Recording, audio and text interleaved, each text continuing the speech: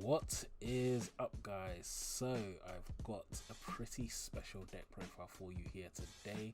It's going to be my Tenyi Dark Magician build. Guys, definitely got to hit that like button for this one. I know some of you have been waiting for it. So I'm going to quickly go into a little bit of the backstory behind this. So when I initially made this deck, it was before Magician Souls and Soul Servant came out, and it was before Dragon Cycle Celestial Illusions came out. So the main weakness of Dark Magician before was that it did not have relevant utility. You had a little bit, but it was either very conditional or hard to access, or it just didn't do anything to the opponent's board in most relevant scenarios. Then what we had is that the Tenyi cards came out, and they had the issue of they couldn't really maintain broad presence for one, and they had no relevant back row to use because their back row might as well not even exist because you couldn't search it. So the idea behind this deck was really to combine the strengths of the Tenyis and their utilities of normal monsters with Dark Magician and their very good control aspect, especially on the opponent's turn. Moving past that, we then had both Magician Souls and Soul Servant came out, which nerfed the deck a little bit because those two were just purely better for the deck. I'd rather play 3 Magician Souls than play 3 Ashuna.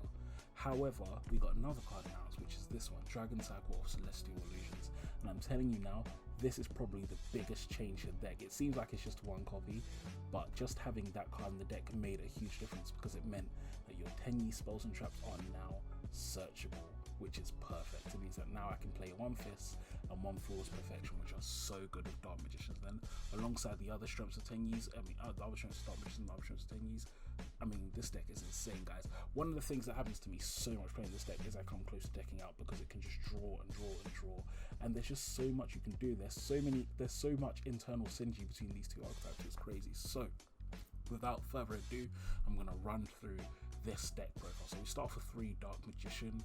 Nothing to say. That's what we play, the 3 Dark Magician, because it works with all of our cards. Moving on from that, we play 1 Ashuna, 3 Vishuddha. So the level 7 Tenyis are also awesome because they're 3 special summons, and they are also level 7, which means that they can be used to make Evan Illusion, which is great for Dark Magicians because he just requires 2 level 7 monsters. And they also just provide some unique utility. So we have Ashuna. Now this is probably the one that I need the least, which is why I only play him at 1. He is nice, but because he locks you into worms from when you're special summoning monsters, I tend to only ever use him if I'm really needing to get into Link 4 or something. Otherwise he's not that good. Usually if I'm using Vessel, Ashuna will be what I add to hand just because that combo is too good to pass up. Then we have Vishuddha for the bounce. He is almost always live because all you need is a Dark Magician on board. Moving on, 1 Dark Magician girl. So I feel like in the vast majority of Dark Magician builds you should be playing 1 copy of her just because Magician's combination is really strong. The Dark Magicians becomes really strong when you play it alongside Dark Magician Girl because you can special summon out a Dark Magician Girl and a Dark Magician. Soul Servant becomes Pot of Greed. It just strengthens your Dark Magician cards so much that I just think it's worth having that 1 brick in your deck. So you don't want to draw her, but to be honest, if you've seen in my other video, my other Dark Magician profile, it's very easy to stop her breaking you. She's nearly always one I'm going to send off Souls if I'm going to send a card off Souls. Moving on from that, we play 1 Nahata, 2 Satana, and these cards provide incredible utility for your Dark Magician. So Nahata helps get around that 1 weakness of Dark Magicians when you have those big attack monsters that you can't beat over and that you can't just destroy or whatever or banish. Well, now Nahata can reduce his attack and it does not target. So this is a very unique type of interruption that happens in the damage step that most decks won't be able to deal with this kind of damage step modulation, which is going to be wonderful. Moving on, we play 2 Satana. Satana is really good. One of the funniest things is that when Eternal Soul nukes your board, so if you nuke a Dark Magician with Eternal Soul because your opponent's popped it, what's going to happen is Satana's going to trigger first, and then Dark Magician's going to come straight back out, and then Satana's going to let you pop a card, and if you have Circle on the field, you then get to banish a card as well. So if they pop your back row, you're potentially getting 2 pieces of removal from that. That's just insane. Satana works so well in this world of Eternal Soul, and that was actually the first one I tried. Originally I would play 3 Satana, but I have gone down to 2 just to streamline the deck a bit. We play 3 Magician's Rod and 3 Magician Souls. These are your normal summons. Most of the time it's not really going to matter that much, but if you do need to normal summon, it will be one of these. I know Souls can special summon itself for free. We play 1 Foolish Burial Goods and 1 Foolish Burial. So the reason why we play these is just In this deck, you draw so much. I'm telling you now, it's not uncommon to draw through like 12 or 13 cards on your first turn. It just draws and cycles through cards. And so as a result, what you need to do is have a lot of these kind of one card styles or one card things that just are nice to have in your hand. That's why I've got a lot of 2-ofs in this, because you can't afford to be having 2 copies, because you're going to use your Magician Souls at some point in your turn most of the time. Moving on from that, we play the 2 Vessel for the Dragon Cycle, 1 upstart of course, and then we play 3 Soul Servant. It's a busted card.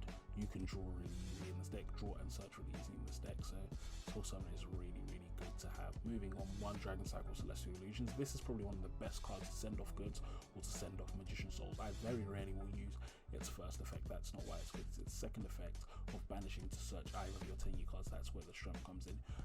You can actually change this deck around a bit, and instead of playing the Ashuna, just get rid of Ashuna completely. Play 3 Satana, 3 Vishuna, 1 of those, and then get rid of the vessels as well, and just play 3 Dragon Cycles, or maybe play 2 with one of your Tenyi spells and traps. That does work as well, because I'm telling you now, just the ability to dump this to the grave and then either add this, which is basically Eternal Soul again, or add where's the other one, or add the counter trap, which is always really good to have. It's a really nice card, and it just makes it so good for the deck.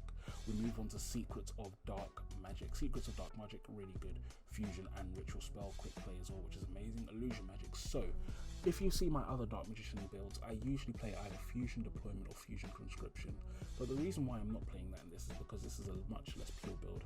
I don't have as many Dark Magician cards, and so I want to fill up my deck with cards so my Dark Magical Circle activations are never dead, which is why I'm playing 1 Illusion Magic.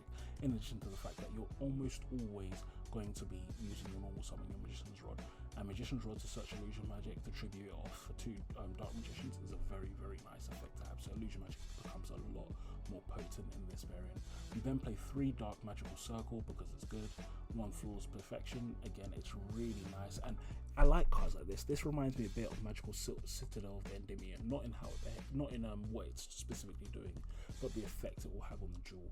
This card will make sure that your opponent has to destroy it, because if they don't, you're going to just keep getting draws, which is amazing. It also makes it very hard for your opponent to deal with your front row, and then when you have your combination and your Tenyi protecting your back row, it's like your opponent just does not have a lot of ways to out your board.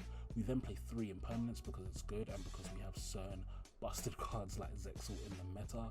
Play 2 Eternal Soul. I don't think Eternal Soul needs to be played at 3. I don't even think it really needs to be played at 2.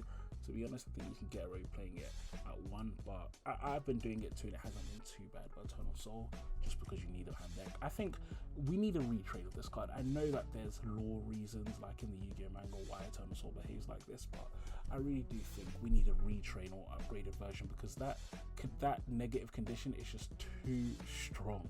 It's really too strong, and it really makes this card, which should be amazing for the deck, it makes it just, it's one of the biggest weaknesses, because you Yugioh are bored when it gets removed from the field.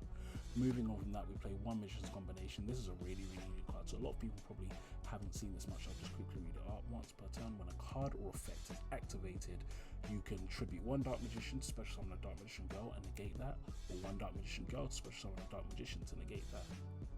So it's basically like a counter trap, but hasn't got the spell speed. It's all strengths of the counter trap essentially, where you just negate effects, but it hasn't got that same spell speed, which is a bit of a disadvantage.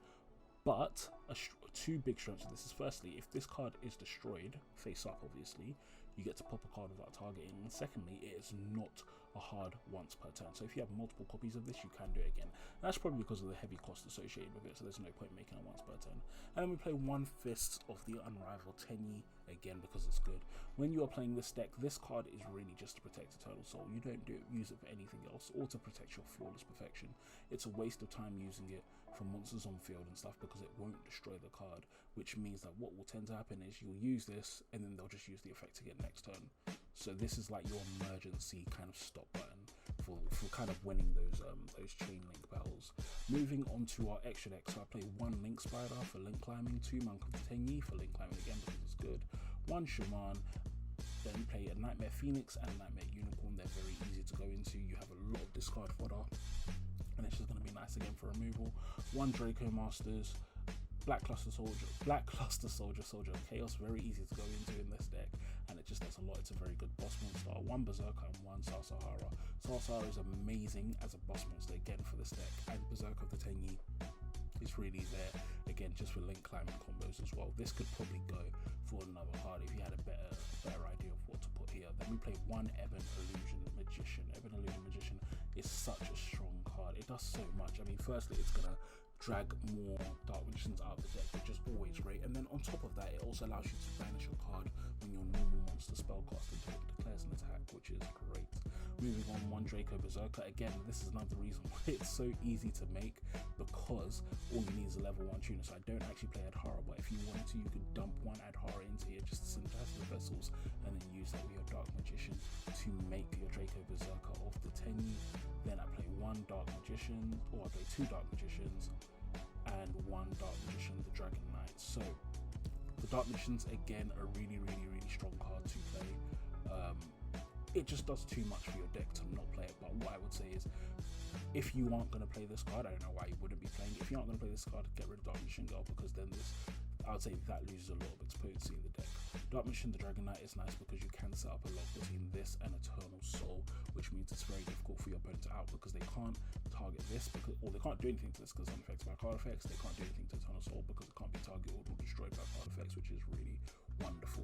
So that is the main deck. Moving on to the extra deck, it's quite standard, and it's really just based around dealing with the mouse. So we start off with 3 Tactical Talents. I'm talking about this card first because this is almost always what I'm going to side in. So 3 Tactical Talents. There's been a lot of talk about this card as to whether it's good or not, and what I would say is this is probably a perfect example of a deck where it's good. Back row decks like this that don't like getting ashed and stuff.